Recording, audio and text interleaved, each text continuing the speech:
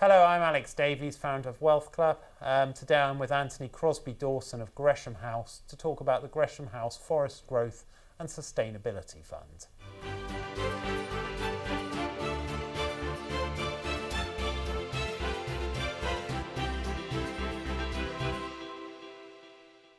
Hello, Anthony. Good afternoon, Alex. First, can you just tell me why should experienced investors consider investing in forestry? There are many advantages of forestry as an asset class, ranging from its diversification benefits, so it's uncorrelated in the most part to mainstream equities and bonds. However, it's positively correlated to inflation, meaning that it provides an inflation hedge, and inflation is increasingly becoming a concern for investors. And then there is also the sustainability angle. So forestry, all of the forests that we manage on behalf of investors are independently certified as being 100% sustainable.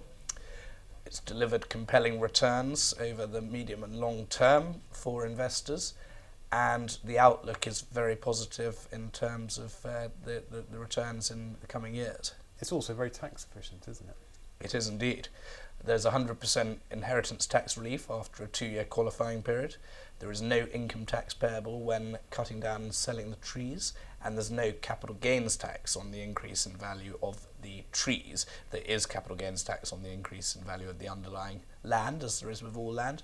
However, at the time of maturity, when harvesting takes place, when the trees are about 40 years old, we can demonstrate that about 70% of the asset value on average is in the timber and therefore has been exempt from capital gains tax.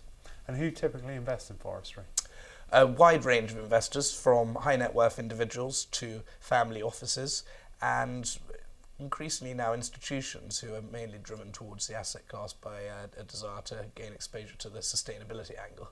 And how can you invest in forestry? 2 routes. One, you could acquire a forest or a portfolio of forests outright, but to make that work from a cash flow perspective, you're looking at a capital outlay of circa £3 million plus up front. Or the alternative is to invest in a fund such as those managed by Gresham House, which are large-scale vehicles which own portfolios of forests geographically spread throughout the UK, and the minimum investment via a fund structure is typically about £100,000.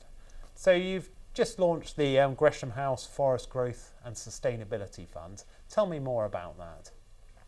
This is a slight divergence from what we've done before, which has been purely acquiring existing forests within our funds. What the new fund is setting out to do is to buy forests that are established for cash flow purposes from timber harvesting, but also to acquire unplanted bare land for woodland creation in order to benefit from carbon credits.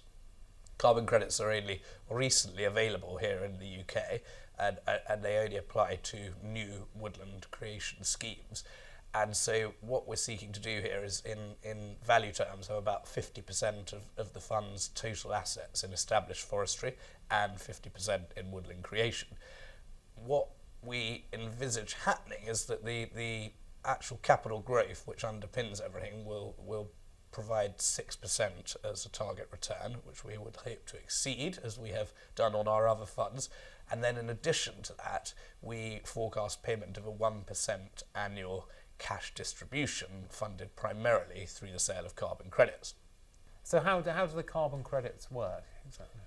Carbon credits, so once you acquire and plant at some bare hill ground, you register the scheme and you get pending issuance units, which after 5 years are verified and become woodland carbon units, which are then tradable. In our financial model for the fund, we assumed a base case price of £22.50 per carbon credit. In trading here in London recently, they touched £50 per carbon credit, albeit on small volumes, and it's a nascent and volatile market. But the direction of travel is clear that what is currently a voluntary market here in the UK is likely to become before long a statutory market, as it is in other regions such as New Zealand and California. So who buys these carbon credits? At the moment, it's primarily large carbon emitting corporations such as airlines and oil majors. But if you read most company annual reports these days, they say we intend to be carbon neutral by 2025 or 2030, whatever it may be. But in many cases, they don't state how they're going to get there. Now, one of the best ways to achieve carbon neutrality is through the purchase of carbon credits to offset unavoidable carbon emissions. And so we see the significant upside for volumes and prices in the UK and indeed globally. Anthony, tell me more about the sustainability objective of the fund. Every property that the fund acquires will be independently certified as 100% sustainable under the Forest Stewardship Council, which is the FSC logo that you see on various packaging. And so what that means in practice is that for every tree that we harvest, another 2 to 3 trees will be planted immediately after harvesting on the next rotation. And the fund will primarily plant commercial conifers, which are fast growing in comparison to broadleaves and therefore absorb more carbon from the atmosphere than slower growing broadleaves.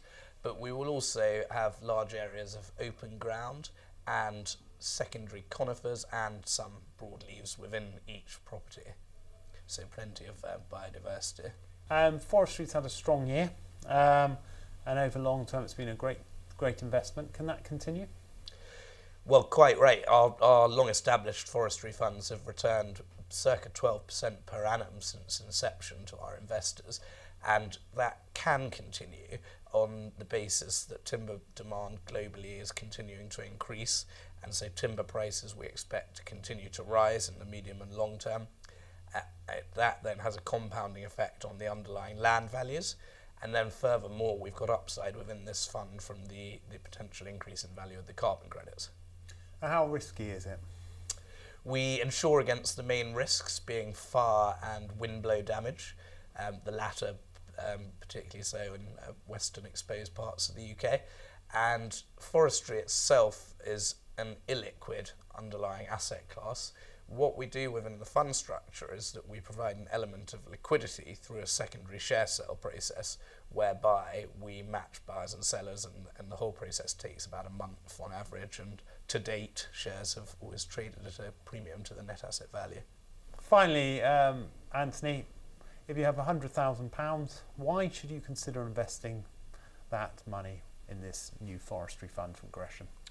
We've been doing this for a long time as a business, since 1979.